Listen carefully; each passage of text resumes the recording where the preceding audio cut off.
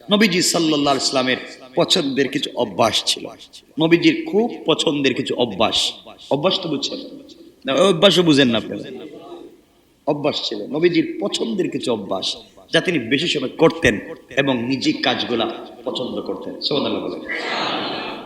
এক নাম্বার, সহিহ মুসলিম শরীফের 898 নম্বর হাদিসে এটা আছে, রাসূল সাল্লাল্লাহু আলাইহি ওয়াসাল্লাম মাঝে মাঝে যখন হঠাৎ হঠাৎ বৃষ্টি হতো, মাঝে মাঝে বৃষ্টিতে ভিজতে তার ভালো লাগতো। আসতে বললেন, বৃষ্টিতে ভিজতেন আর বলতেন, আল্লাহ তুমি কেমন এক রব, কোত্থেকে যে পানি দিচ্ছ, কোথাও পানি জমা করে রাখছো, উপরে কোথায় টাঙ্কি আছে, উপরে কোথায় এত পানি রাখছো, তুমি যে এত সুন্দর করে বৃষ্টিগুলাকে ফেলে দিচ্ছ, এই বলে উপর দিকে তাকাতেন আর মুস্কি হাসতেন, কখনো কাঁদতেন আর বৃষ্টিতে ভিজছেন। আল্লাহ রাসূল বলেছেন, এইভাবে কেউ যদি চিন্তা করে বৃষ্টিতে ভিজে, এক এক ফুটায় 10 করে সওয়াব হবে, সওয়াব। রাসূলের অভ্যাস ছিল এটা, মাঝে মাঝে বৃষ্টিতে ভিজতেন তিনি। আমরাও তো ভিজি নাকি? কারে নিয়ে ভিজেন? সত্য কথা কোন তো? এখন তো হাসবেন, কিছু বলতে পারবেন না। যাই হোক, বৃষ্টিতে মাঝে মাঝে ভিজবেন, আল্লাহ এগুলোকে স্মরণ করবেন, ভালো লাগবে, ভালোবাসতে শিখবেন কাকে? এক নম্বর। 2 নম্বর, বুখারী শরীফের 5211 নম্বর হাদিস, সহিহ বুখারীতে রাসূল সাল্লাল্লাহু আলাইহি ওয়াসাল্লাম বলেছেন, তার দ্বিতীয় একটা অভ্যাস ছিল, রাতে মাঝে মাঝে নিজের স্ত্রীকে সাথে নিয়ে নির্জনে একা একা হাঁটতেন। স্ত্রীর হাত পিছন দিকে এভাবে ধরতেন, ধরে এভাবে আনতেন, হাদিস এভাবে নিয়ে হাঁটতেছেন। সুবহানাল্লাহ বলতেন। আপনারাও হাঁটেন, কিছু বললেন না, হাঁটেন, তবে অন্য কাউরে নিয়ে। ঠিক বললাম না? এটাও ঠিক করে। তাহলে ওয়াজ করব কারে? নবীজি সাল্লাল্লাহু আলাইহি ওয়াসাল্লাম মাঝে মাঝে হাঁটতেন নির্জন রাতে একাকিত্বে। মিটমিট চন্দ্রের আর তারকারাজির আলো পড়েছে, আর তারকা এবং চন্দ্রের আলো যদি কোনো গাছের উপরে পড়ে, গাছ যখন নিচে ছায়া দেয়, ভাল লাগে না? রাত্রবেলা অনেক ভাল লাগে একা একা হাঁটতে। তার মধ্যে যদি মিষ্টি একটু বাতাস হয়, রিমঝিম, যেটা কাপড় নড়ে চড়ে, এমন যদি বাতাস হয়, রাসূল পাক তো বলেছেন, রাত্র 2টার পরে সুবহে সাদিকের সময় যে বাতাস ছেড়ে দেওয়া হয়, এটা দুনিয়ার না, এটা জান্নাতুল ফিরদাউস থেকে ছুটে। এই সময় তিনি স্ত্রীকে নিয়ে হাঁটতেন। এটা রাসূলের দ্বিতীয় একটা অভ্যাস ছিল, সুন্নাহ। আমরাও করবো ইনশাআল্লাহ। বলেন তো, আসতে বললেন মনে হচ্ছে। কয়টা বলছি? মাঝে মাঝে নিয়ে যাইয়েন। 3 নম্বর, রাসূলের একটা অভ্যাস ছিল, সহিহ বুখারীতে এসেছে 1032 নম্বর হাদিস। নবীজি সাল্লাল্লাহু আলাইহি ওয়াসাল্লাম বৃষ্টি আসলেই তিনি দোয়া পড়তেন। সুবহানাল্লাহ বলেন। বৃষ্টি আসলে কি করতেন? আমরা পড়েনি দোয়া, মনেই তো নাই, দোয়াই তো জানেন না যে পড়বেন। তুমি পড়ো, ভালো, এজন্য মাঝে মাঝে দোয়া পড়বেন। 4 নম্বর হচ্ছে, রাসূল পাক ইসলাম মুসলিম শরীফের হাদিস 2064 নম্বর হাদিস, রাসূল ইসলাম মাঝে মাঝে স্ত্রী রান্না করা হালাল খাবারের জন্য দোষ ধরতেন না। স্ত্রী রান্না করা খাবারের দোষ, খেতে মন না চাইলে চুপ থাকতেন। স্ত্রীর রান্না করা খাবারের দোষ ধরতেন না। আপনি বলবেন, তুমি রান্না করো, ঠিক মানুষ খায় না ছাগল খায়? আপনি তো বলবেন এটা। বউ রান্নার দোষ ধরবেন। আপনার ভালো লাগে না তো, বেচারি তো আর খারাপ করার জন্য রান্না করে নেই। কিছু বলছেন না কেন? না আপনাদেরকে কি দুশ্মনী করে খাওয়াচ্ছে নাকি? উনি তো রান্না করে ভালো হওয়ার জন্য, হয়তো মাঝে মাঝে মিস্টেক হতে পারে। এজন্য রাসূল ইসলামের একটা পছন্দের অভ্যাস ছিল, তিনি স্ত্রী রান্না করা খাবারের দোষ ধরতেন না। ভালো না লাগলে চুপচাপ বসে থাকতেন। আপনারা যদি লবণ ঠিক মতো না লাগে তো একবারে প্লেট শুদ্ধ উপরে মেরে দিবেন। বাপের বাড়ি এই মুহূর্তে যা, রান্না করা শিখোস নেই, ঠিক না? এটাও ঠিক কর, তাইলে সবই তো বিপদ। এগুলো ঠিক হইব, আমরা এগুলো বাদ দিব। বলেন ইনশাআল্লাহ, বলেন ইনশাআল্লাহ। রাসূলের 5 নম্বর অভ্যাস ছিল, বাইহাকির হাদিস 17,595 নম্বর হাদিস, কোনো কিছু না জানা না থাকলে স্বীকার করা যে আমি জানি না। রাসূল যদি কোনো জিনিস দেখতেন মনে হচ্ছে না বা জানতেছেন না, তিনি বলতেন আমি জানি না। আর আমরা এমন, আমরা সব জানতাম, জানি না এমন কোন জিনিস আমাদের অভিধানে নাই, সব জানি। কথা বলেন না কেন? হুজুর কি জানে, অমুক তমুক কি জানে, আমরা কি কম জানি না? সব জানে, বানাইয়া মিথ্যা বানোয়াট লাগাইয়া যা ভাল লাগে সব ছেড়ে দিচ্ছে। আছে না নাই? রাসূলের অভ্যাস ছিল কোন জিনিস জানা না থাকলে তিনি বলতেন ওটা আমি জানি না, সরাসরি বলে দিতেন এ বিষয় সম্পর্কে আমি বলতে পারবো না, আমার জানা নাই, আমার শিখা নাই। এজন্য এটা আমাদেরকে ভালো করে খেয়াল রাখতে হবে। আমরা কোনো জিনিস না জানলে ডাইরেক্ট বলে দিব আমরা জানি না, বানাইয়া বলবো না, ইনশাআল্লাহ বলেন। রাসূল সাল্লাল্লাহু আলাইহি ওয়াসাল্লামের আরেকটা অভ্যাস ছিল, 6 নম্বর মুসলিম শরীফের হাদিস, 2531 নম্বর হাদিস। নবীজি সাল্লাল্লাহু আলাইহি ওয়াসাল্লাম মাঝে মাঝে বিপদে সময়, কষ্টের সময় আকাশের দিকে মাথা তুলতেন। যখন কষ্টের সময় চলে এসেছে, মনে বড় ব্যথা লেগেছে, কেউ তাকে কষ্ট দিয়েছে, দুঃখের কথা মনে পড়েছে, তিনি মাথাটা উপর দিকে উঠাতেন। মানুষ যখন মাথাটা উপর দিকে উঠায়, রব তখন সরাসরি তার দিকে তাকায়। আল্লাহু আকবার বলেন। এজন্য আকাশের দিকে মাঝে মাঝে তাকাবেন। বেশি কষ্ট পেয়ে গেছে, বুকে জ্বালা পোড়া করতেছে, বুকে ব্যথা হচ্ছে, এত কষ্ট আমাকে দিল, আমি কি এত কষ্ট পাওয়ার কথা ছিল? তার কাছ থেকে কি এটাকে আশা করেছিলাম? সে আমার সঙ্গে নিমক হারামি কেমনে করলো? এ কথাগুলো চিন্তা করে আকাশের দিকটা তাকাবেন। এটা কি এমন করতে চাইলো যখন আল্লাহ আপনার তাকানোর সাথে সাথে রহমত নাজিল করতে থাকে। সুবহানাল্লাহ বলেন। 7 নম্বর আরেকটা অভ্যাস ছিল, খুব বেশি খুশি হলে তিনি সিজদায় পড়ে যেতেন। কোন ভালো খুশির সংবাদ পেয়েছেন, সাথে সাথে যে অবস্থায় যেখানে আছেন সিজদায় পড়ে যেতেন। সুবহানাল্লাহ। এজন্য আমরাও মাঝে মাঝে খুশির সংবাদ শুনলে কোথায় সিজদা দিব? জমিনে। কারে সিজদা দিব বলেন না? আপনি তো খুশির সংবাদ শুনে বলবেন 2টা মোমবাতি মানলাম, 2টা মোমবাতি, একটা ছাগল, কোন জায়গায়? দরগায়, বাবার মাজারে। এগুলো বাদ দিতে হবে। রাসূল সাল্লাল্লাহু আলাইহি ওয়াসাল্লামের অভ্যাস ছিল কোন জিনিস বেশি খুশি হলে তিনি সিজদা দিতেন। কাকে? রাসূলের আরেকটা অভ্যাস ছিল 8 নম্বরের, বাইহাকির হাদিস, 428 নম্বর হাদিস।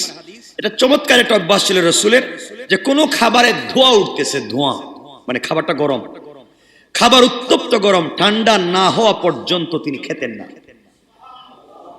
কোন খাবার গরম তিনি মুখে দিতেন না। আর আমরা আরে গরম কি, যা পায় সব মুখে ঢুকায়, আগে খা। এই যে রাসূলের সুন্নাত হচ্ছে গরম কোন খাবার মুখে দিতেন না, আগে ঠান্ডা করতেন, এরপরে খাবার মুখে দিতেন। আমরা চেষ্টা করবো ইনশাআল্লাহ। নবীজির আরেকটা চমৎকার অভ্যাস ছিল, এটা বুখারীর হাদিস, 731 নম্বর হাদিস। রাসূল সাল্লাল্লাহু আলাইহি ওয়াসাল্লাম নফল এবং সুন্নাহ সালাতগুলা মসজিদে না পড়ে ঘরে পড়তেন। আসতে বললেন কেন? নবীজি নফল নামাজ, সুন্নাত সালাত এগুলো ঘরে পড়তেন। ফরজ আদায় করি ঘরে চলে যেতেন। এটা উত্তম একটা সুন্নাহ রাসূল সাল্লাল্লাহু আলাইহি ওয়াসাল্লামের। ঘরকে গুরুস্থান বানাইও না, ঘরকে কবর বানাইও না, ঘরেও সালাত পড়ো। রাসূলের আরেকটা অভ্যাস হচ্ছে 10 নম্বর, কষ্ট হচ্ছে আপনাদের? আরেকটা অভ্যাস, এটা হচ্ছে মুসনাদে বাজ্জার, এই কিতাবে এসেছে 8567 নম্বর হাদিস। রাসূল বলেছেন সফরে বের হওয়ার সময় এবং বাসায় ফিরে তিনি সফরে যখন বের হবেন তখন 2 রাকাত, একবারে বের হয়ে যাওয়ার সময় 2 রাকাত নামাজ পড়ে বের হতেন, এবং সফর থেকে ঘরে এসেই তিনি 2 রাকাত নামাজ পড়তেন। নবীজি বলেছেন কেউ ঘর থেকে বের হওয়ার সময়, সফরে যাওয়ার সময় যদি 2 রাকাত নামাজ পড়ে এবং ঘরে এসে সে 2 রাকাত নামাজ পড়ে, পুরা সফরের জিম্মাদারি আল্লাহ নিয়া 2 জন ফেরেশতা নিযুক্ত করে দেন তার সিকিউরিটির জন্য। সুবহানাল্লাহ।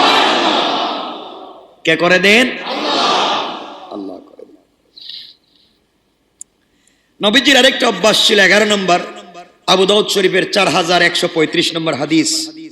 নবীজি সাল্লাল্লাহু আলাইহি ওয়াসাল্লাম দাঁড়িয়ে দাঁড়িয়ে পায়ের জুতা, আবৃতকারী জুতা পরতেন না। আচ্ছা, এটা হচ্ছে একটা কথা আপনাদেরকে আবার বুঝি, দাঁড়িয়ে দাঁড়িয়ে পায়ের পাতা আবৃতকারী জুতা না পরা।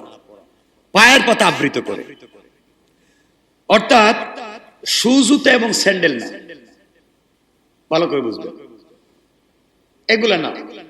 পায়ের পাতা আবৃত করে এমন জুতা যেটা উপর থেকে নিচের দিকে যায়, অথবা একেবারে নিচ থেকে কোমর পর্যন্ত, যেটা আমরা অনেক সময় বিদেশে আমরা দেখি ওরা পরে থাকে। বিভিন্ন কাপড় আছে না, ডাইরেক্ট একবারে পায়ের পাতা থেকে কোমর পর্যন্ত আছে, কোমর থেকে পায়ের পাতা পর্যন্ত আছে। এটা কখনো দাঁড়িয়ে দাঁড়িয়ে পড়তে নিষেধ করেছেন। নবীজি বলেছেন তা তোমরা বসে পড়ো। সুবহানাল্লাহ বলেন। এগুলো আছে, আপনাদের মনে হচ্ছে কিনা আছে না? আছে, অবশ্যই আছে, থাকবে না কেন? আমরা তো দেখেছি আছে। স্যান্ডেল না, স্যান্ডেল তো বুঝেন নাকি? বুঝতেছেন না মনে হয়। স্যান্ডেল তো চিনেন নাকি? এটা পড়তে আপত্তি নেই, পড়তে পারবেন। এরপরে রাসূল সাল্লাল্লাহু আলাইহি ওয়াসাল্লাম সবকিছু বসে বসে পড়তেন। রাসূলের আরেকটা অভ্যাস ছিল, তিরমিজির হাদিস 2478 নম্বর হাদিস, একটা অভ্যাস ছিল রাসূলের, 12 নম্বর একটা কথা, খাবার যতই ভালো হোক, খাবার যতই দামি হোক, খাবার যতই উন্নত আর সুস্বাদু হোক, ভরা পেট থাকলে আর খাইতেন না। পেট খেয়ে ভরে গেছে, তার সামনে আবার নতুন কোন খাবার এসছে, দামি খাবার, সুস্বাদু খাবার, খুব ভালো খাবার, তিনি আর খেতেন না। ভরা পেটে রাসূল আর কিছু খেতেন না। আর আমরা আব্দুল আজিজ যা পাও সব, খালি পেট হোক আর ভরা পেট হোক, তাই তো? নবীজি সাল্লাল্লাহু আলাইহি ওয়াসাল্লাম বলেছেন ভরা পেটে আর তিনি কিছু খেতেন না। যেভাবেই হোক পেট ভরে গিয়েছে, এখন তাকে কিছু দিলে যত দামি খাবার হোক তিনি আর খেতেন না। এটা হচ্ছে একটা সোসাইটির ব্যাপার, মনে রাখবেন। চমৎকার একটা শিষ্টাচার যে আপনার পেট ভরা আছে, আপনি এক জায়গায় বাসায় গিয়েছেন, সবাই খাচ্ছে, আপনি বলেন আমার দিয়ে দাও। নবীজি বসে থাকতেন, বলতেন আমি খেয়ে আসছি, আমার পেটটা ভরা আছে। এটা উন্নত একটা সোসাইটি, চমৎকার একটা আদর্শ। সুবহানাল্লাহ বলেন। আমরা এটা ফলো করবো তো ইনশাআল্লাহ? ইনশাআল্লাহ। রাসূলের আরেকটা অভ্যাস ছিল, মুসনাদে আহমদ এসেছে 21618 নম্বর হাদিস, দ্বীনের দাওয়াত প্রচার এবং সহজ করার উদ্দেশ্যে নতুন কোন ভাষা শেখা। রাসূল বলতেন আমি দ্বীনের দাওয়াত পৃথিবীতে দেওয়ার জন্য আরবি ছাড়া যদি অন্য কোনো ভাষা থাকে তাও আমারে তোমরা শিখাও, আমি এই ভাষায় যেন পৃথিবীর মানুষকে দাওয়াত দিতে পারি। সুতরাং দ্বীনের দাওয়াত পৃথিবীর মানুষকে দেওয়ার জন্য আপনি ইংরেজি, আপনি ফার্সি, আপনি হিন্দি, যে কোনো ভাষা শিখবেন, এটা সুন্নাত। সুবহানাল্লাহ বলেন। আপনি যদি দ্বীন প্রচার করার জন্য ইংরেজি ভাষা শিখেন, দ্বীন প্রচার করার জন্য হিন্দি ভাষা শিখেন, ভাষা শিখতে যত কষ্ট হবে সবগুলো সওয়াবে পরিণত হবে। সুবহানাল্লাহ। কত সহজ কথা। রাসূল সাল্লাল্লাহু আলাইহি ওয়াসাল্লামের আরেকটা হাদিস, আরেকটা অভ্যাস ছিল, তাবরানীতে এসেছে 6139 নম্বর হাদিস, তিনি ওযু করতেন বাসায়। ওযু করতেন কোথায়? বাসায়। এবং ওযু করে রুমাল দিয়া হাত পা ভালো করে মুছে এরপরে মসজিদে জামাতে আসতেন। তো এই সুন্নাতটাও আমরা চাইলে করতে পারি, ওযু করে বাসায় আসতে পারি। তো এর অর্থ যে বলতেছি যে এখানে ওযু করা যাবে না এটা বলিনি, ওযু করবেন, কিন্তু সুন্নাত হচ্ছে বাসা থেকে ওযু করে আসবেন। তা কার সুন্নাত? রাসূলের সুন্নাত। কার সুন্নাত? রাসূলের আরেকটা অভ্যাস ছিল, সব সময়ের পছন্দের কাজ ছিল, ফতহুল বারীতে এসেছে 11 নম্বর খণ্ড 110 নম্বরে, যে রাতে তিনি এমন কোন রাত নাই যে রাতে তিনি বিনা ওযুতে ঘুমাইছেন, বরং যতদিন পৃথিবীতে বেঁচে ছিলেন সকল রাত্রে তিনি ওযু অবস্থায় ঘুমাইছেন। সুবহানাল্লাহ। আমরা পারবো তো ইনশাআল্লাহ? ইনশাআল্লাহ। রাসূলের আরেকটা অভ্যাস ছিল, আবু দাউদ শরীফের 4160 নম্বর হাদিস, রাসূল সাল্লাল্লাহু আলাইহি ওয়াসাল্লাম মাঝে মাঝে খালি পায়ে হাঁটতেন। কি পায়ে? খালি পায়ে হাঁটতেন। আমরা হাঁটবো, সবুজ ঘাসে হাঁটবেন, চোখ ভালো থাকবে, ব্রেইন ঠান্ডা থাকবে, হার্ট ভালো থাকবে। আমরা তো এই জায়গায় পাই না, এগুলা করবো তো ইনশাআল্লাহ? বলেন ইনশাআল্লাহ। শেষ যে কথা বলে আমি কথা শেষ করে ফেলতে চাই, আর লম্বা করতে চাই না।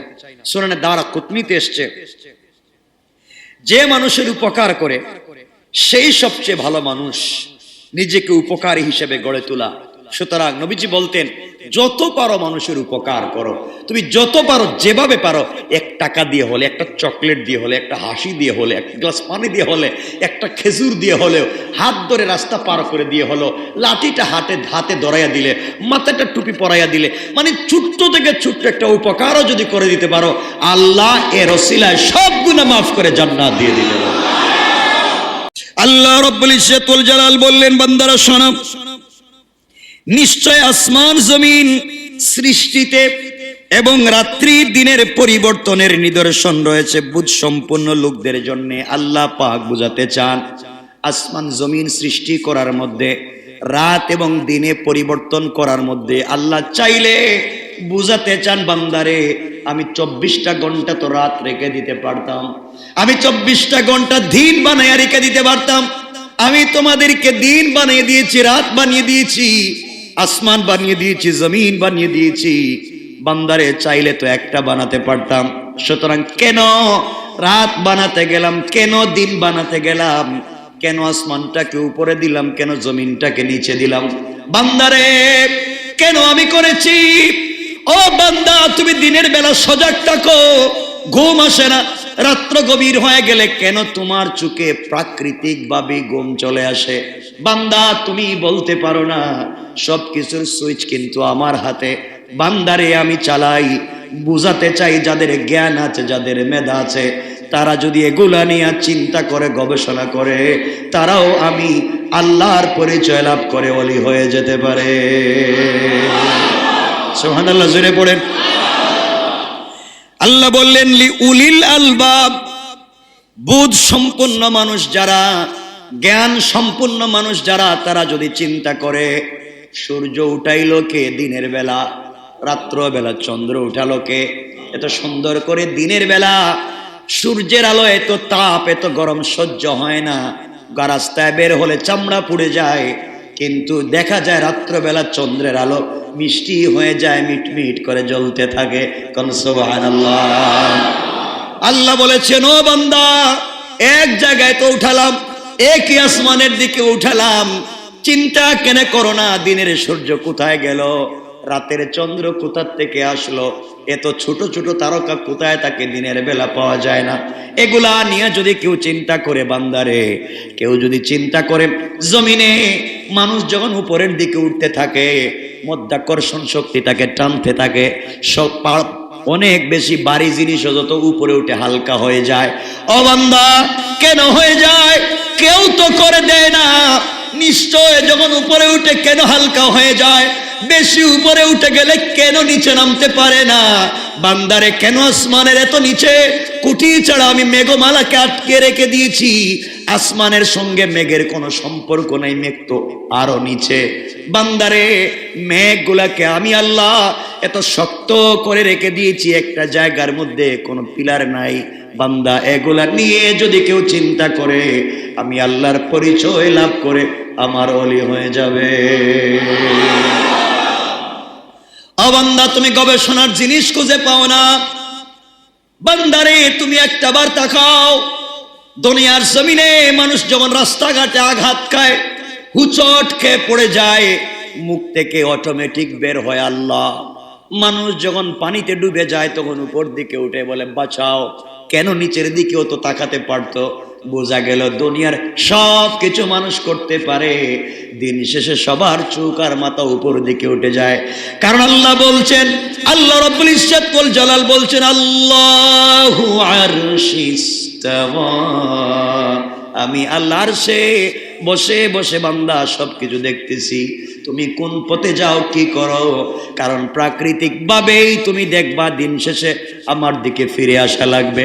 বান্দারে তুমি যখন কষ্ট পাও, কেউ তোমাকে বুঝাইয়া দেওয়া লাগবে না, এমনি জবান দিয়ে বের হবে, আল্লাহ আমার উপরে তো বিপদ কেন? কেউ বলা লাগবে না। আস্তিক হোক, নাস্তিক হোক, নিমক হারাম হোক, নামাজি হোক, বেনামাজি হোক, কষ্টে পড়লে কিন্তু আল্লাহর নাম আসে না, আসে না। আল্লাহ বলেন, বান্দা এই সময় যে আমার নাম বলো, তুমি কেন একটা বার চিন্তা করলা না? একটা বার তুমি কেন চিন্তা করলা না?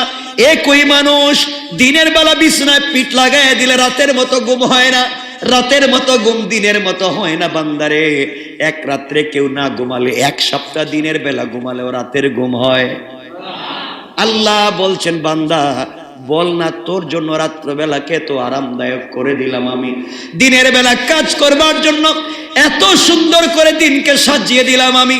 যেইভাবে বৃষ্টি শেষ হয়ে গেলে, রোদ শেষ হয়ে গেলে ছাতাকে একত্রিত করা যায়, আমি আল্লাহ সবকিছুকে একত্রিত করে একদিন আবার ভেঙ্গে চুরে চুরমার করে দেব বান্দা। এগুলা ভেঙ্গে দেওয়ার আগে তুমি যদি পরীক্ষা করো, গবেষণা করো, আমি আল্লাহর পথ পেয়ে যাবে, বিনা হিসাবে জান্নাতের পথ পেয়ে যাবে। এজন্য আল্লাহ বলছেন, ও বান্দা, তোমাকে কেউ বলতে পারে এলাকার ক্ষমতা আমার, কেউ বলতে পারো অমুক জায়গার ক্ষমতা আমার, পৃথিবীর ক্ষমতা 2, 4, 5, 10, 20, 50 বছর পরে পরিবর্তন হয়ে যায়। কিন্তু বান্দা, আমি যে সৃষ্টি করলাম আজ অব্দি আমার ক্ষমতার পরিবর্তন ঘটলো না। বান্দারে, প্রথম দিন থেকে যেভাবে চালাচ্ছি আজ পর্যন্ত ওভাবে চালাচ্ছি। ও বান্দা, আমার কোনো কাজে পরিবর্তন নাই, আমার কোনো কাজের পরিবর্তন হয় না। বান্দা, তুমি কেন বুঝো না দুনিয়ার কেউ কিছুই করে দিতে পারবে না, কেউ তোমার ক্ষতি করতে পারবে না। তুমি একটু শক্ত হয়ে যাও, দিলের ভিতরে বিশ্বাস ঢুকাইয়া দাও, এই দুনিয়ার জমিনে কেউ আমার কিছু করতে পারবে না। আছেন কে? এই বিশ্বাস তোমার ভিতরে ঢুকাইয়া দাও বান্দারে। আমার প্রতি 100% শক্ত দিল নিয়ে বের হয়ে যাও। আমি আল্লাহ কথা দিলাম বান্দারে, দুনিয়ার সকল অপশক্তি তোমার সামনে তোমাকে দেখে ভয় পেয়ে যাবে। সুবহানাল্লাহ বলেন।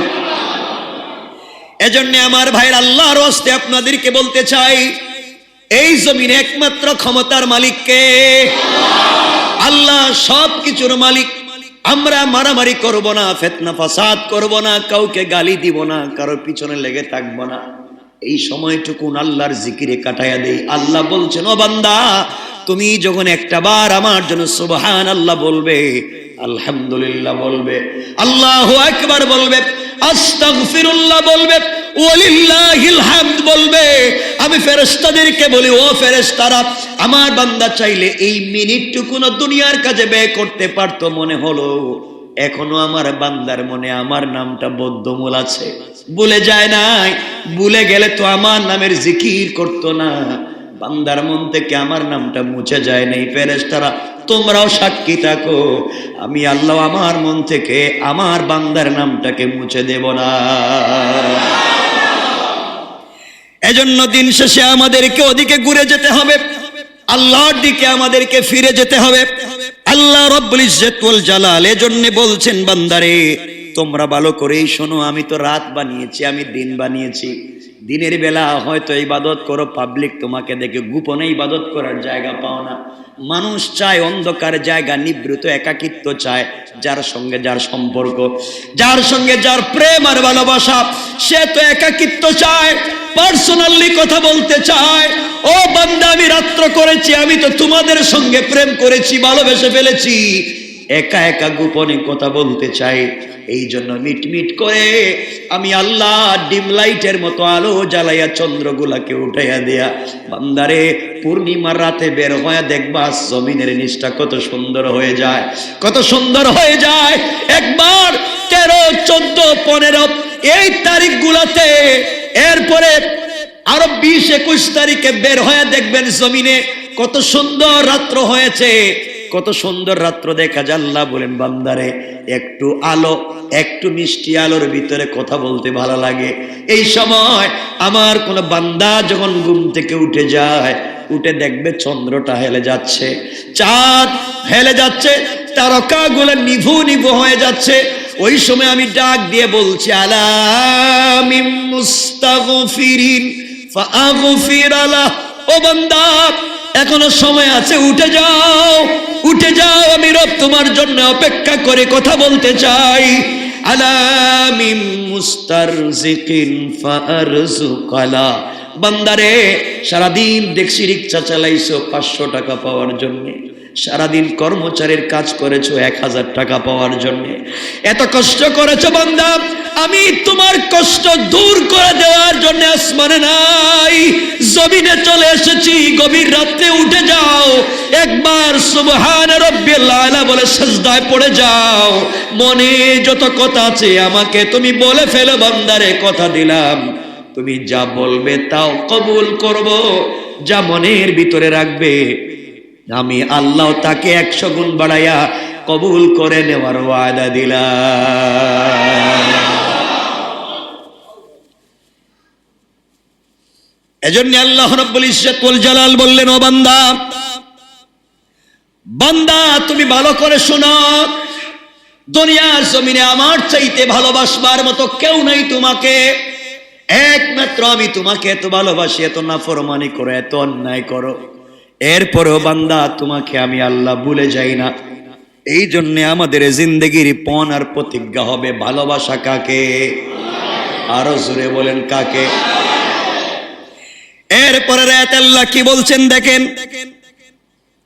আল্লাহ রাব্বুল ইজ্জত ওয়াল জালালের পরে রাতে বললেন, আল্লাযীনা ইয়াযকুরুনাল্লাহা কিয়ামান ওয়া কুউদান ওয়া আলা জুনুবিহিম ওয়া ইয়াতাফাক্কারুনা ফী খালকিস সামাওয়াতি ওয়াল আরদ ربنا ما خلقت هذا باطلا سبحانك فقنا عذاب النار।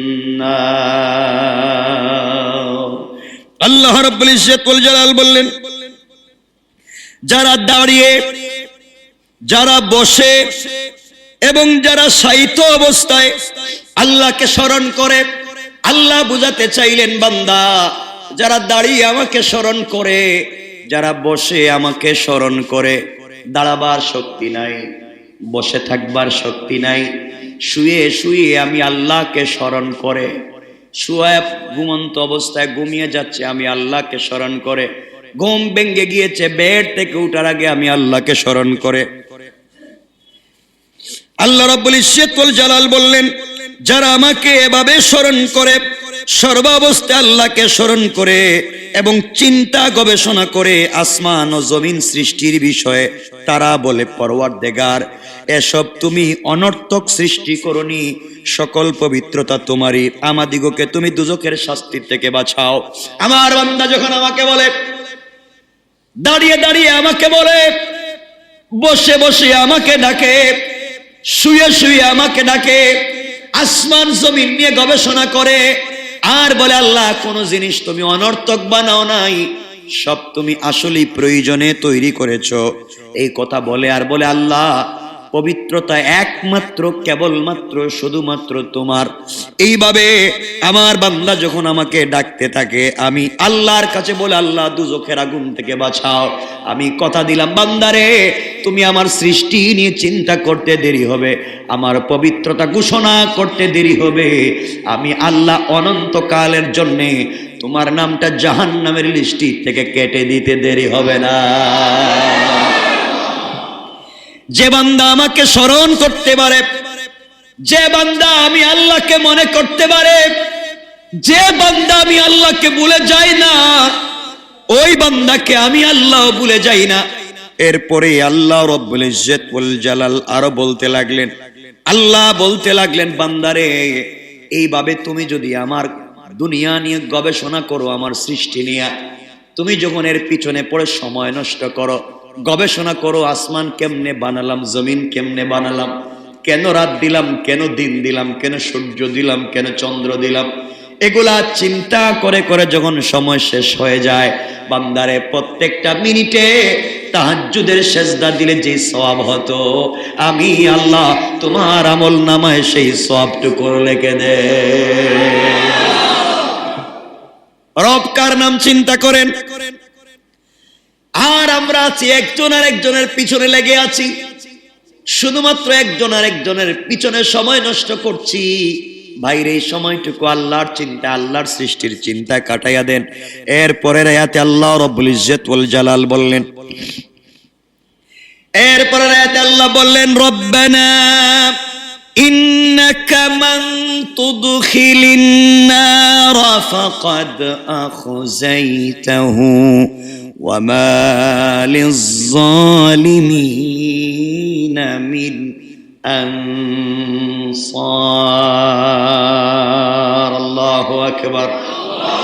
আল্লাহ রাব্বুল ইজ্জত ওয়াল জালাল বলে দিলেন, যারা বলবে রব্বানা, হে আমাদের রব, আমাদের পালনকর্তা, নিশ্চয় তুমি যাকে জাহান্নামে নিক্ষেপ করলে তাকে সব সময় অপমানিত করলে, আর জালেমদের জন্য তো কোনো সাহায্যকারী নাই। আয় আল্লাহ, তুমি যাকে জাহান্নামে নিক্ষেপ করলে নিশ্চয় তাকে ধ্বংস করে দিলে, নিশ্চয় সে জালেম। আল্লাহ, তোমার কাছে দোয়া চাইতে থাকলাম, আমাদেরকে জালেম বানাইও না, আমাদেরকে জাহান্নামী বানাইও না। বান্দা যখন এভাবে আমার কাছে দোয়া করে, এরপরে আমার কাছে বান্দা বলে, আল্লাহ বলছেন রব্বানা ইন্নানা সামি'না মুনাদিয়ান ইউনাদি লিল ঈমানি আন আমিনু বিরাব্বিকুম فآمنا ربنا فاغفر لنا ذنوبنا وكفر عنا سيئاتنا وتوفنا مع الأبرار। আল্লাহ রাব্বুল ইজ্জত ওয়াল জালাল বললেন, বান্দা যখন বলে হে আমাদের পালনকর্তা, আমরা নিশ্চিত রূপে শুনেছি একজন আহ্বানকারীকে ঈমানের প্রতি আহ্বান করতে। আয় আল্লাহ, একজন লোককে দেখেছি ঈমানের প্রতি মানুষকে আহ্বান করতে, যে তোমাদের পালনকর্তার প্রতি ঈমান আনো। তাই আমরা ঈমান এনেছি। আল্লাহ, আমরা শুনেছি একজন লোক আহ্বান করতেছে, ডেকে ডেকে বলছে তোমরা পালনকর্তার প্রতি ঈমান আনো। আল্লাহ তাআলা, আমরা ঈমান এনেছি, হে আমাদের পালনকর্তা, অতঃপর আমাদের সকল গুনাহগুলো মাফ করে দাও। আমরা শুনলাম একজন লোক কোরআনের কথা বলতেছে, একজন লোক ঈমানের দিকে আহ্বান করতেছে, আমরা তার ডাকে সাড়া দিলাম, তার কথাগুলো শুনলাম। আল্লাহ, তার ডাকে সাড়া দিয়েছি, তার কথা শুনেছি, ঈমান পর্যন্ত এনেছি। এবার আমাদেরকে ক্ষমা করো এবং আমাদের সকল দোষ ত্রুটিগুলাকে দূর করে আমাদের মৃত্যু দাও তুমি নেক মানুষদের সঙ্গে। পড়েন সুবহানাল্লাহ। আল্লাহ রাব্বুল ইজ্জত ওয়াল জালাল বুঝাতে চান, বান্দা তুমি আমার কাছে দোয়া করো। আয় আল্লাহ তাআলা, আমরা নিশ্চিত রূপে শুনেছি একজন বান্দা আহ্বান করতেছে, ও দুনিয়ার মানুষেরা, বাঁচতে যদি চাও, জাহান্নাম থেকে নিজেকে যদি বাঁচাতে চাও, আল্লাহর আযাব থেকে কিয়ামতের দিন নিজেকে যদি বাঁচাতে চাও, দুনিয়ার কোনো পথে গিয়ে লাভ নাই, এক আল্লাহর প্রতি ঈমান আনো। আল্লাহ তাআলা তার কথা আমরা শুনেছি, আমরা কিন্তু ঈমান এনেছি। দুনিয়ার লোভে, দুনিয়ার মোহে পড়ে ঈমান আনি নাই। আল্লাহ, তোমার প্রতি ঈমান যখন এনেছি, আল্লাহ আমরা জীবনে যত অপরাধ করছি ক্ষমা করে দাও, আমাদেরকে তুমি মাফ করে দাও, আমাদের দোষ ত্রুটিগুলাকে তুমি দূর করে দাও। আর মৃত্যু দেওয়ার সময় আমাদেরকে জেনতেন লোকের সঙ্গে মৃত্যু দিও না, যাদেরকে তুমি পছন্দ করো, সিদ্দিকিন, নবীন, সিদ্দিকিন, শুহাদা, সালেহিন। আয় আল্লাহ, হয়তো নবীদের সাথে মওত দাও, না হয় সিদ্দিকিনদের সাথে মওত দাও, না হয় নেককার সালেহিনদের সাথে মওত দাও, না হইলে শহীদদের সাথে, শুহাদার সাথে মওত দাও। আল্লাহ বলেন, বান্দা তুমি যখন আমার কাছে চাইবা, এমন করে চাইবা, আমি আল্লাহ ঘোষণা করে দিলাম তাদেরকে যেই মাকাম মর্তবার সম্মান দিয়েছি, আমি আল্লাহ তোমার জন্য এই ধরনের মাকাম রেখে দিলাম। সুবহানাল্লাহ, জোরে পড়েন। কতগুলা কথা চিন্তা করেন। এরপরে আমি শুধু অনুবাদ করে করে যাচ্ছি। আল্লাহ রাব্বুল ইজ্জত ওয়াল জালাল এরপরে আরো বলতে লাগলেন। আল্লাহ বললেন, বান্দা বলবে রব্বানা ওয়া আতিনা মা ওয়া'আদতানা আলা রুসুলিকা ওয়া লা তুখজিনা ইয়াওমাল কিয়ামাহ ইন্নাকা লা তুখলিফুল মিয়াদ। আল্লাহ রাব্বুল ইজ্জত ওয়াল জালালকে বান্দা বলবে, হে আমাদের পালনকর্তা, আমাদেরকে দাও যা তুমি ওয়াদা করেছো। আয় আল্লাহ, আমাদেরকে দাও। আতিনা মা ওয়া'আতানা, আল্লাহ তুমি আমাদেরকে যা দাও, যা ওয়াদা করেছো। আল্লাহ তুমি বলেছো ঈমান আনলে ওটা দিমু, ঈমান আনলে ওটা দিমু। আল্লাহ আমরা তো তোমার কাছে ঈমান আনলাম, এবার তুমি ওয়াদা পালন করো, ঈমান আনলে যা দিবা বলছো তা দাও। এরপরে তোমার রাসূলগণের মাধ্যমে এবং কিয়ামতের দিন আমাদিগকে তুমি অপমানিত করো না। আয় আল্লাহ তাআলা, তোমার রাসূলগণের মাধ্যমে দুনিয়ার জমিনে যা তুমি দিয়েছো আমাদেরকে তা দাও। আয় আল্লাহ তাআলা, কিয়ামতের দিনে আমাদেরকে তুমি অপমানিত করো না। ওয়ালা তুখজিনা ইয়াউমাল কিয়ামা, আল্লাহ কিয়ামতের দিনে আমাদেরকে অপদস্থ করো না, কিয়ামতের দিনে আমাদেরকে লাঞ্ছিত করো না, কিয়ামতের দিনে আমাদেরকে অপমানিত করো না। এইভাবে যখন বান্দা বলতে থাকবে, এরপরে বলবে ইন্নাকা লা তুখলিফুল মিয়াদ, নিশ্চয় তুমি ওয়াদা খেলাফ করতে পারো না। বান্দা যখন আমার সঙ্গে কথা বলতে বলতে এভাবে বলতে থাকবে, আল্লাহ তুমি দাও না, তুমি কেন ওয়াদা খেলাফ করবা? আল্লাহ রাব্বুল ইজ্জত ওয়াল জালাল বললেন, আল্লাহ রাব্বুল ইজ্জত ওয়াল জালাল বললেন, বান্দা যখন আমার কাছে এভাবে অনুনয় বিনয় করে চাইতে থাকবে আর বলবে আল্লাহ ঈমান এনেছি, জীবনে চলার পথে ভুল করে ফেলেছি, অন্যায়গুলাকে ক্ষমা করে দাও।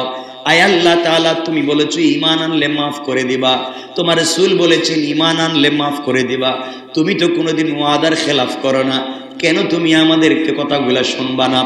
এইভাবে বান্দা যখন অনুনয় বিনয় করে আল্লাহর কাছে বলতে থাকবে, এবার আল্লাহ জবাব দিচ্ছেন, ফাস্তাজাবনা লাহুম রাব্বুহুম আন্নী লা উযীউ আমালা আমিলিন মিনকুম মিন যাকারিন আও উনসা বা'দুকুম মিন বা'দ ফাল্লাযীনা হাজারু ওয়া উখরিজু মিন দিয়ারিহিম وأوذوا في سبيلي وقاتلوا وقتلوا لأكفرن عنهم سيئاتهم ولأدخلنهم جنات تجري من تحتها الأنهار ثوابا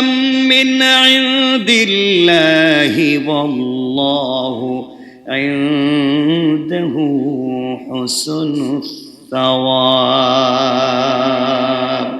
আল্লাহ রাব্বুল ইজ্জত ওয়াল জালাল বললেন, বান্দারে অত অনুনয় বিনয় করে আমার কাছে বললে, যখন চন্দ্র ডুবে যায়, যখন তারকাগুলা ডুবে যায়, গভীর রাত্রে আমার কাছে এতগুলা কথা বললে, বান্দারে আমি ওয়াদা দিয়েছিলাম কথা বললে আমি শুনবো। বান্দা ওয়াদা দিয়েছিলাম আমার কাছে বললে আমি তোকে ফেলে দেব না। এতক্ষণ এত কথা বললে বান্দারে, আল্লাহ বললেন তাদের পালন কর্তা, তাদের দোয়া এই বলে কবুল করে নিলেন যে বান্দা আমি তোমাদের কোনো পরিশ্রমকারীর পরিশ্রম বিনষ্ট করব না। তা যে পুরুষ হোক আর নারী হোক, যে পরিশ্রম করবে, যে আমার কাছে চাইবে, বিনষ্ট করব না। যে যেভাবে চাইবে আমি আল্লাহ তাকে সেভাবে দেওয়ার ওয়াদা দিলাম। সুবহানাল্লাহ, জোরে বলেন।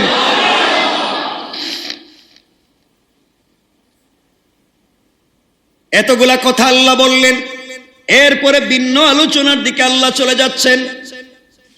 আমরা সেদিকে যেতে চাইব না। আল্লাহ রাব্বুল ইজ্জত ওয়াল জালাল এতক্ষণ যতগুলা কথা বললেন, দিন শেষে কথার মৌলিক অর্থ হচ্ছে এটাই, আমরা অপরাধ করতে পারি, অন্যায় করতে পারি, হারাম কাজে লিপ্ত হয়ে যেতে পারি। আল্লাহ পাক বলছেন, বান্দা ঠিক মতো যদি আমার কাছে চাইতে পারিস, আমার সৃষ্টি নিয়ে গবেষণা করতে পারিস, বান্দারে কথা দিলাম গুনাহ থাকবে না। সবগুলা গুনাহকে সওয়াব বানাইয়া তোর আমল নামাকে বাড়ি করে জান্নাতি বলে ফয়সালা করে দিতে আমি আল্লাহর 1 মিনিটও দেরি হবে না। কোন সুবহানাল্লাহ, আরো জোরে বলেন না সুবহানাল্লাহ। এখন আমাকে বলেন আপনারা, আমরা কি সে আল্লাহকে মানতে পারবো? বলেন, কেমনে মানবেন? এতক্ষণ যে কথাগুলা বলছি সেই কথাগুলা কি আমরা ঠিক মতো আদায় করতে পারবো ইনশাআল্লাহ? রাসূল পাক সাল্লাল্লাহু আলাইহি ওয়াসাল্লাম যা করেছেন আমরা তাই করব, যে পথে চলতে বলেছেন আমরা সে পথেই চলবো ইনশাআল্লাহ। ঠিক আছে তো? কথা মানে থাকবে তো ইনশাআল্লাহ? না ভুলে যাবেন আপনারা? ভুলে যাবেন না। শেষ যে কথাগুলো বলতে চাই, নবীজি সাল্লাল্লাহু আলাইহি ওয়াসাল্লামের পছন্দের কিছু অভ্যাস ছিল। নবীজির খুব পছন্দের কিছু অভ্যাস তো বুঝছেন না? অভ্যাসও বুঝেন না আপনারা? অভ্যাস ছিল নবীজির পছন্দের কিছু অভ্যাস, যা তিনি বেশি সময় করতেন এবং নিজে কাজগুলা পছন্দ করতেন। সুবহানাল্লাহ বলেন। আমি নবীজির কিছু পছন্দের কথা আপনাদেরকে বলে দিই, আপনারা চাইলে এগুলা ট্রাই করতে পারেন। তো নবীজি করতেন, আপনি করলে তো আপত্তি নেই। আওয়াজে মনে হলো আপত্তি আছে। নবীজি যা পছন্দ করতেন আমি আপনি তা পছন্দ করতে পারি না? নবীজির যেগুলো অভ্যাস ছিল এগুলাই তো কোরআন। সুবহানাল্লাহ বলেন। আম্মা জান আয়েশাকে জিজ্ঞাসা করা হয়েছে রাসূলের ইন্তেকালের পরে, বলেন রাসূলের চরিত্র কেমন ছিল, রাসূলের অভ্যাস কেমন ছিল? আম্মা জান আয়েশা বলছেন, আমি বলতে পারবো না। নবীজির চরিত্রের অভ্যাস হচ্ছে 30 পারা আল কোরআন। আল কোরআনে যা আছে সবই রাসূলের চরিত্র, সবই তার অভ্যাস। এজন্য আমি রাসূলের কিছু পছন্দের কিছু অভ্যাসের কথা বলছি, আপনারা চাইলে এগুলোকে মানতে পারেন। 1 নাম্বার, সহিহ মুসলিম শরীফের 898 নম্বর হাদিসে এটা আছে, রাসূল সাল্লাল্লাহু আলাইহি ওয়াসাল্লাম মাঝে মাঝে যখন হঠাৎ বৃষ্টি হতো, মাঝে মাঝে বৃষ্টিতে ভিজতে তার ভালো লাগতো।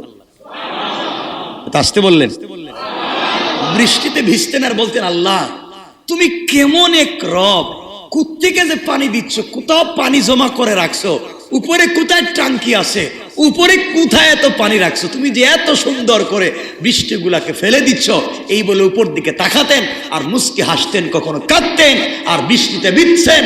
আল্লাহ রাসূল বলেছেন, এইভাবে কেউ যদি চিন্তা করে বৃষ্টিতে ভিজে, এক এক ফুটায় 10 করে সওয়াব হবে, সওয়াব। রাসূলের অভ্যাস ছিল এটা, মাঝে মাঝে বৃষ্টিতে ভিজতেন তিনি। আমরাও তো ভিজি নাকি? কারে নিয়ে ভিজেন? সত্য কথা কোন তো? এখন তো হাসবেন, কিছু বলতে পারবেন। যাই হোক, বৃষ্টিতে মাঝে মাঝে ভিজবেন, আল্লাহ এগুলোকে স্মরণ করবেন, ভালো লাগবে, ভালোবাসতে শিখবেন। কাকে? 1 নম্বর। 2 নম্বর, বুখারী শরীফের 5211 নম্বর হাদিস, সহিহ বুখারীতে রাসূল সাল্লাল্লাহু বলেছেন, তার দ্বিতীয় একটা অভ্যাস ছিল, রাতে মাঝে মাঝে নিজের স্ত্রীকে সাথে নিয়ে নির্জনে একা একা হাঁটতেন। স্ত্রীর হাত পিছন দিকে এভাবে ধরতেন, ধরে এভাবে আনতেন, হাদিস এভাবে নিয়ে হাঁটতেছেন। সুবহানাল্লাহ বললেন। আপনারাও হাঁটেন, কিছু বললেন না। হাঁটেন, তবে অন্য কাউরে নিয়ে। ঠিক বললাম না? এটাও ঠিক করে। তাহলে ওয়াজ করবো কারে? নবীজি সাল্লাল্লাহু আলাইহি ওয়াসাল্লাম মাঝে মাঝে হাঁটতেন নির্জন রাতে একাকিত্বে। মিটমিট চন্দ্রের আর তারকারাজির আলো পড়েছে, আর তারকা এবং চন্দ্রের আলো যদি কোনো গাছের উপরে পড়ে, গাছ যখন নিচে ছায়া দেয়, ভাল লাগে না? রাত্রবেলা অনেক ভাল লাগে একা একা হাঁটতে। তার মধ্যে যদি মিষ্টি একটু বাতাস হয়, রিমঝিম, যেটা কাপড় নড়ে চড়ে, এমন যদি বাতাস হয়, রাসূল পাক তো বলেছেন, রাত্র 2টার পরে সুবহে সাদিকের সময় যে বাতাস ছেড়ে দেওয়া হয়, এটা দুনিয়ার না, এটা জান্নাতুল ফিরদাউস থেকে ছুটে। এই সময় তিনি স্ত্রীকে নিয়ে হাঁটতেন। এটা রাসূলের দ্বিতীয় একটা অভ্যাস ছিল, সুন্নাহ। আমরাও করবো ইনশাআল্লাহ। বলেন তো? আসতে বললেন মনে হচ্ছে। কয়টা বলছি? মাঝে মাঝে নিয়ে যাইয়েন। 3 নম্বর, রাসূলের একটা অভ্যাস ছিল, সহিহ বুখারীতে এসেছে 1032 নম্বর হাদিস। নবীজি সাল্লাল্লাহু আলাইহি ওয়াসাল্লাম বৃষ্টি আসলেই তিনি দোয়া পড়তেন। সুবহানাল্লাহ বলেন। বৃষ্টি আসলে কি করতেন? আমরা পড়েনি দোয়া, মনেই তো নাই, দোয়াই তো জানেন না যে পড়বেন। তুমি পড়ো, ভালো, এজন্য মাঝে মাঝে দোয়া পড়বেন। 4 নম্বর হচ্ছে রাসূল পাক ইসলাম মুসলিম শরীফের হাদিস 2064 নম্বর হাদিস, রাসূল ইসলাম মাঝে মাঝে স্ত্রী রান্না করা হালাল খাবারের জন্য দোষ ধরতেন না। স্ত্রী রান্না করা খাবারের দোষ, খেতে মন না চাইলে চুপ থাকতেন। স্ত্রীর রান্না করা খাবারের দোষ ধরতেন না। আপনি বলবেন তুমি রান্না করো, ঠিক মানুষ খায় না ছাগল খায়? আপনি তো বলবেন এটা। বউ রান্নার দোষ ধরবেন। আপনার ভালো লাগে না তো বেচারি তো আর খারাপ করার জন্য রান্না করে নেই। কিছু বলছেন না কেন? না আপনাদেরকে কি দুশ্মনী করে খাওয়াচ্ছে নাকি? উনি তো রান্না করে ভালো হওয়ার জন্য, হয়তো মাঝে মাঝে মিস্টেক হতে পারে। এজন্যে রাসূল ইসলামের একটা পছন্দের অভ্যাস ছিল, তিনি স্ত্রী রান্না করা খাবারের দোষ ধরতেন না। ভালো না লাগলে চুপচাপ বসে থাকতেন। আপনারা যদি লবণ ঠিক মতো না লাগে তো একবারে প্লেট শুদ্ধ উপরে মেরে দিবেন। বাপের বাড়ি এই মুহূর্তে যা রান্না করা শিখোস নেই, ঠিক না? এটাও ঠিক কর, তাইলে সবই তো বিপদ। এগুলো ঠিক হইব, আমরা এগুলো বাদ দিব। বলেন ইনশাআল্লাহ, বলেন ইনশাআল্লাহ। রাসূলের 5 নম্বর অভ্যাস ছিল, বাইহাকির হাদিস 17595 নম্বর হাদিস, কোনো কিছু না জানা না থাকলে স্বীকার করা যে আমি জানি না। রাসূল যদি কোনো জিনিস দেখতেন মনে হচ্ছে না বা জানতেছেন না, তিনি বলতেন আমি জানি না। আর আমরা এমন, আমরা সব জানতাম, জানি না এমন কোন জিনিস আমাদের অভিধানে নাই, সব জানি। কথা বলেন না কেন? হুজুর কি জানে, অমুক তমুক কি জানে, আমরা কি কম জানি না? সব জানে, বানাইয়া মিথ্যা বানোয়াট লাগাইয়া যা ভাল লাগে সব ছেড়ে দিচ্ছে। আছে না নাই? রাসূলের অভ্যাস ছিল কোন জিনিস জানা না থাকলে তিনি বলতেন ওটা আমি জানি না, সরাসরি বলে দিতেন এ বিষয় সম্পর্কে আমি বলতে পারবো না, আমার জানা নাই, আমার শিখা নাই। এজন্য এটা আমাদেরকে ভালো করে খেয়াল রাখতে হবে।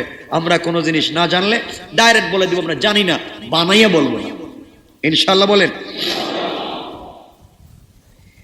রাসূল ইসলামের আরেকটা অভ্যাস ছিল, 6 নম্বর মুসলিম শরীফের হাদিস 2531 নম্বর হাদিস, নবীজি ইসলাম মাঝে মাঝে বিপদে সময়, কষ্টের সময় আকাশের দিকে মাথা তুলতেন।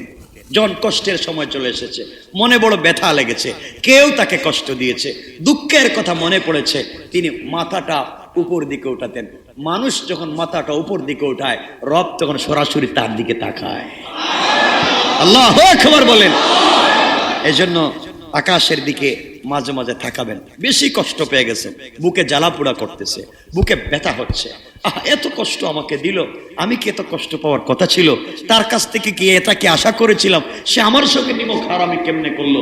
এ কথাগুলো চিন্তা করে আকাশের দিকটা তাকাবেন। এটা কি এমন করতে চাইলো যখন আল্লাহ আপনার তাকানোর সাথে সাথে রহমত নাজিল করতে থাকবে।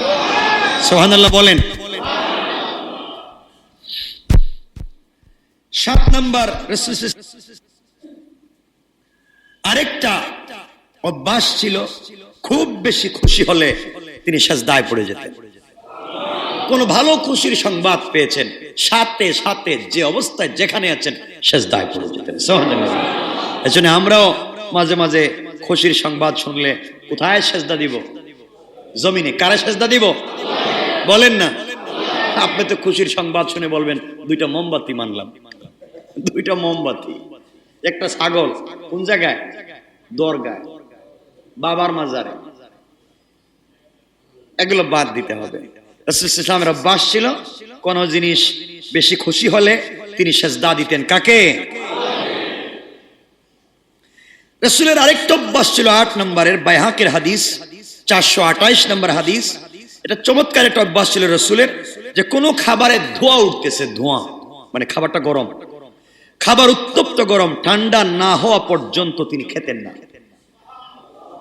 কোন খাবার গরম তিনি মুখে দিতেন না। আর আমরা আরে গরম কি, যা পায় সব মুখে ঢুকে আগে খা। এই যে রাসূলের সুন্নাত হচ্ছে গরম কোন খাবার মুখে দিতেন না, আগে ঠান্ডা করতেন, এরপরে খাবার মুখে দিতেন। আমরা চেষ্টা করবো ইনশাআল্লাহ। নবীজির আরেকটা চমৎকার অভ্যাস ছিল, এটা বুখারীর হাদিস 731 নম্বর হাদিস। রাসূল ইসলাম নফল এবং সুন্নাহ সালাত গুলা মসজিদে না পড়ে ঘরে পড়তেন। আসতে বললেন কেন? নবীজি নফল নামাজ, সুন্নত সালাত এগুলো ঘরে পড়তেন, ফরজ আদায় করি ঘরে চলে যেতেন। এটা উত্তম একটা সুন্নাহ রাসূল সাল্লাল্লাহু আলাইহি ওয়াসাল্লামের। ঘরকে গুরুস্থান বানাইও না, ঘরকে কবর বানাইও না, ঘরেও সালাত পড়ো। রাসূলের আরেকটা অভ্যাস হচ্ছে 10 নম্বর, কষ্ট হচ্ছে আপনাদের? আরেকটা অভ্যাস, এটা হচ্ছে মুসনাদে বাজ্জার এই কিতাবে এসেছে 8567 নম্বর হাদিস। রাসূল বলেছেন সফরে বের হওয়ার সময় এবং বাসায় ফিরে তিনি সফরে যখন বের হবেন তখন 2 রাকাত, একবারে বের হয়ে যাওয়ার সময় 2 রাকাত নামাজ পড়ে বের হতেন এবং সফর থেকে ঘরে এসেই তিনি 2 রাকাত নামাজ পড়তেন। নবীজি বলেছেন কেউ ঘর থেকে বের হওয়ার সময়, সফরে যাওয়ার সময় যদি 2 রাকাত নামাজ পড়ে এবং ঘরে এসে সে 2 রাকাত নামাজ পড়ে, পুরা সফরের জিম্মাদারি আল্লাহ নিয়া 2 জন ফেরেশতা নিযুক্ত করে দেন তার সিকিউরিটির জন্য। বলেন সুবহানাল্লাহ। কে করে দেন? আল্লাহ করে দেন। নবীজির আরেকটা অভ্যাস ছিল 11 নম্বর, আবু দাউদ শরীফের 4135 নম্বর হাদিস। নবীজি সাল্লাল্লাহু আলাইহি ওয়াসাল্লাম দাঁড়িয়ে দাঁড়িয়ে পায়ের জুতা, আবৃতকারী জুতা পরতেন না। আচ্ছা, এটা হচ্ছে একটা কথা আপনাদেরকে আবার বুঝি, দাঁড়িয়ে দাঁড়িয়ে পায়ের পাতা আবৃতকারী জুতা না পরা, পায়ের পাতা আবৃত করে, অর্থাৎ শু জুতা এবং স্যান্ডেল না। ভালো করে বুঝবেন, এগুলা না, পায়ের পাতা আবৃত করে এমন জুতা যেটা উপর থেকে নিচের দিকে যায়, অথবা একেবারে নিচ থেকে কোমর পর্যন্ত, যেটা আমরা অনেক সময় বিদেশে আমরা দেখি ওরা পরে থাকে, বিভিন্ন কাপড় আছে না, ডাইরেক্ট একবারে পায়ের পাতা থেকে কোমর পর্যন্ত আছে, কোমর থেকে পায়ের পাতা পর্যন্ত আছে। এটা কখনো দাঁড়িয়ে দাঁড়িয়ে পড়তে নিষেধ করেছেন। নবীজি বলেছেন তা তোমরা বসে পড়ো। সুবহানাল্লাহ বলেন। এগুলো আছে, আপনাদের মনে হচ্ছে কিনা আছে না? আছে, অবশ্যই আছে, থাকবে না কেন? আমরা তো দেখেছি আছে। স্যান্ডেল না, স্যান্ডেল তো বুঝেন নাকি? বুঝতেছেন না মনে হয়? স্যান্ডেল তো চিনেন নাকি? এটা পড়তে আপত্তি নেই, পড়তে পারবেন। এরপরে রাসূল সাল্লাল্লাহু আলাইহি ওয়াসাল্লাম সবকিছু বসে বসে পড়তেন। রাসূলের আরেকটা অভ্যাস ছিল, তিরমিজির হাদিস 2478 নম্বর হাদিস। একটা অভ্যাস ছিল রাসূলের, 12 নম্বর একটা কথা, খাবার যতই ভালো হোক, খাবার যতই দামি হোক, খাবার যতই উন্নত আর সুস্বাদু হোক, ভরা পেট থাকলে আর খাইতেন না। পেট খেয়ে ভরে গেছে, তার সামনে আবার নতুন কোন খাবার এসছে, দামি খাবার, সুস্বাদু খাবার, খুব ভালো খাবার, তিনি আর খেতেন না।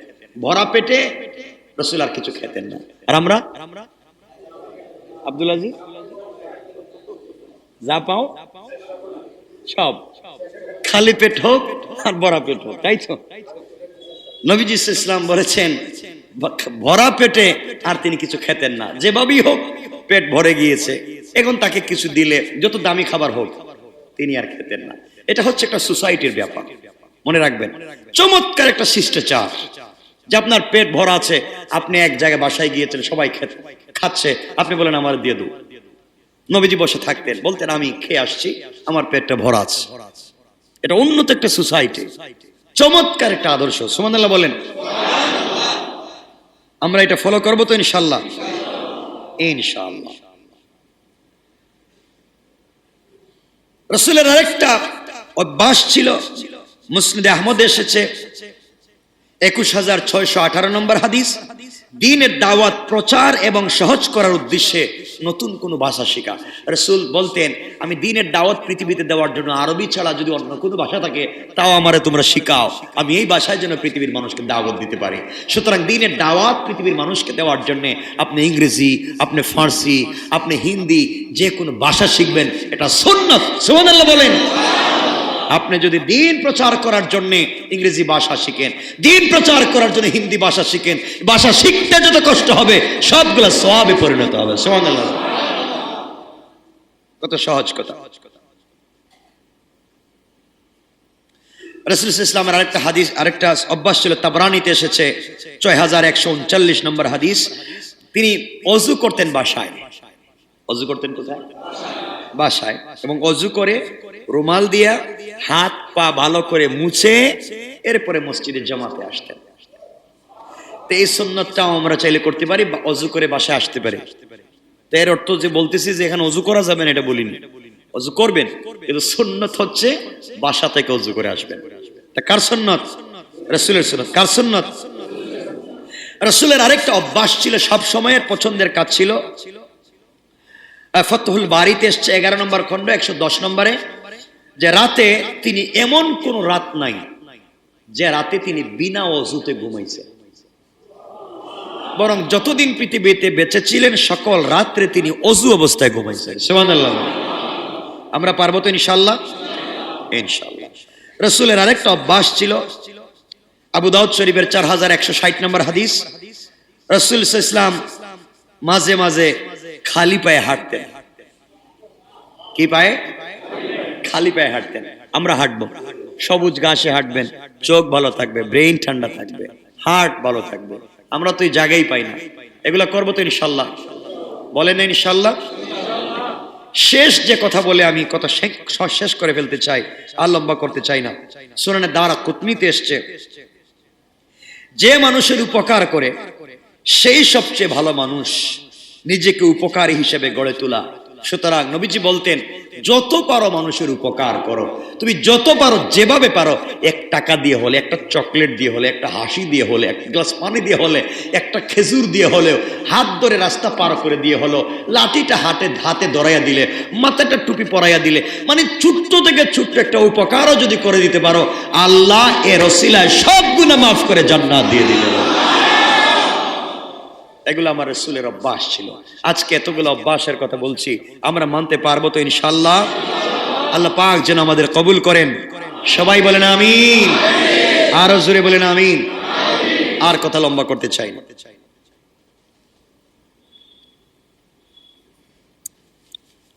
আমার জন্য দোয়া চাই, আপনাদের জন্য দোয়া থাকলো। আল্লাহুম্মা সাল্লি আলা মুহাম্মদ ওয়া আলা আলি মুহাম্মদ কামা সাল্লাইতা আলা ইব্রাহিম ওয়া আলা আলি ইব্রাহিম إنك حميد مجيد اللهم بارك على محمد وعلى آل محمد كما باركت على إبراهيم وعلى آل إبراهيم إنك حميد مجيد। আপনাদের কাছে আমি দোয়ার মুহতাজ, বিল খুসুস আওয়ালান আপনারা আমার জন্য দোয়া করবেন। আল্লাহ যেন দুনিয়ার মুসিবত থেকে বাঁচায়, ফিতনা ফাসাদ থেকে বাঁচায়। মানুষ কোনো লাইনে কষ্ট দিতে চাইলে, নিমক হারামি করতে চাইলে, মানুষ বিপদগ্রস্ত করতে চাইলে, আল্লাহ যেন এই সমস্ত জুলুম এবং জালেম থেকে হেফাজত করে। আমি আপনাদের জন্য দোয়া করি, যত সময় বেঁচে থাকবো, সুস্থ থাকবো, আপনাদের জন্য দিল থেকে দোয়া করি এবং দোয়া করব। যেখানে থাকি, যে অবস্থায় থাকি, আপনাদের কাছেও আমি অধিকার বল খাটাইয়া বলতে পারি, আপনারা আমার জন্য দোয়া করবেন। আমিও আপনাদের জন্য দিল করে দোয়া করবো। আল্লাহুম্মা আমিন। আলহামদুলিল্লাহিল্লাযী হাদানা লিহাযা ওয়া মা কুন্না লিনাহতাদিয়া লাওলা আন হাদানাল্লাহ লাকাদ জাআত রুসুলু রাব্বিনা বিল হক রব্বানা যালামনা أنفسنا وإن لم تغفر لنا وترحمنا لنكونن من الخاسرين ربنا آتنا في الدنيا حسنة وفي الآخرة حسنة وقنا عذاب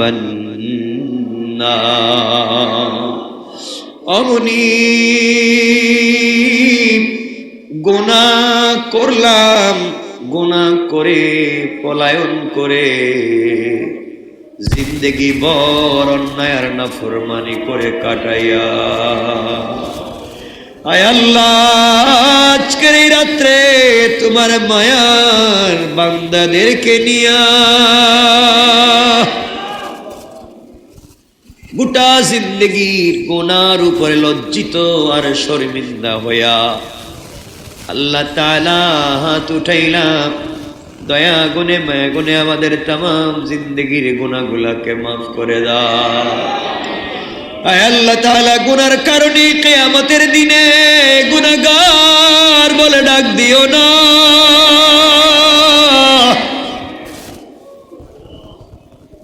জাহান্নামী বলে ডাক দিও না। আয় আল্লাহ, যত গুনাহ করি না কেন আমরা তো তোমার গোলাম, একটা বার ঘোষণা করে দাও আমরা তোমার গোলাম, একটা বার স্বীকার করে নাও আমরা তোমার গোলাম। আল্লাহ, শুনেছি গোলামের সঙ্গে মালিকের কোনো বিচার চলে না। আয় আল্লাহ, তুমি আমাদেরকে মাফ করে দাও। ইয়া আল্লাহ, তুমি আমাদেরকে মাফ করে দাও। কিয়ামতের দিনে অপদস্থ, কিয়ামতের দিনে অপবাদ দিয়া, কিয়ামতের দিনে গুনাহগার সাজাইয়া জাহান্নামে দেওয়ার দরকার নাই রে মুনিব। আজকে আমাদেরকে মাফ করে দাও। আমাদের জীবনে সগীরা কবিরা শিরক বিদআত কুফর যত গুনাহ আছে, আয় আল্লাহ লজ্জিত হয়ে গেলাম, ক্ষমা করে দাও। মুনিব আমাদেরকে ক্ষমা করে দাও। ইয়া আল্লাহ, আমাদের আওয়াজকে মদিনায় পৌঁছায়া দাও। রসুলের চেহারার সামনে আমাদের চেহারাটা পৌঁছায়া দাও। নবীজির সামনে আমাদের নামটা পৌঁছায়া দাও। কিয়ামতের দিনে হাউজে কাউসারের পানি ছাড়া যখন পানি থাকবে না, ইয়া আল্লাহ তোমার পায়ে ধরে রসুলের হাতে এক পেয়ালা পানি পান করাই। কোরআনের এই তাফসীরকে কবুল করে নাও, এতগুলা মানুষকে কবুল করে নাও। ইয়া আল্লাহ, মানুষগুলোর উসিলে আমাদের সবাইকে কবুল করে নাও। আসমানি জমিনি মুসিবত থেকে বাঁচাও, ফিতনা ফাসাদ থেকে আমাদেরকে বাঁচাও, মানুষ শয়তান জিন শয়তান থেকে আমাদেরকে বাঁচাও। ইয়া আল্লাহ, মানুষ শয়তান জিন শয়তান থেকে আমাদেরকে বাঁচাও। আমাদের বাচ্চাদেরকে আলিম হাফেজ বানাও। আমাদের ব্যবসা বাণিজ্যে বারাকা দিয়ে দাও। আমাদের হায়াতের মধ্যে বারাকা দিয়ে দাও। রুহানি জিসমানি বিমারগুলোকে শিফা দিয়ে দাও। আমুনি, এই মাজলিসে সবথেকে বড় অপরাধী আমি। এতগুলা ভালো মানুষ নিয়ে হাত উঠাইছি, আল্লাহ তোমার পায়ে ধরে আমাদেরকে মাফ করে দাও। উনি এই চমৎকার রবিউল আউয়াল মাসে না জানি কার মা নাই, ইয়া আল্লাহ কার জানি কলিজার টুকরা মা দুনিয়ায় নাই। আল্লাহ, বাড়িতে গেলে আর মন খুলে আম্মা বলে ডাক দিতে পারে না। কার জানি বাপ নাই, কেউ আর হাত ধরে মসজিদে নিয়ে আসে না। আমাদের যাদের বাপ নাই মা নাই, মুনিব আজকে আমাদের হাতের দিকে তাকাই আছে, মা বাবার কবরটাকে জান্নাতুল ফিরদৌস বানায়া দাও। আল্লাহ, আমাদের যদি মা বাবা বেঁচে আছে রে মুনিব, পায়ে ধরে হায়াত বাড়াইয়া দাও। আমাদের জিন্দগির নেক আমলগুলোকে কবুল করার বিনিময়ে হায়াত বাড়াইয়া দাও। মায়েদেরকে সুস্থ করে দাও। ইয়া আল্লাহ, আমাদের সবাইকে কবুল করে নাও।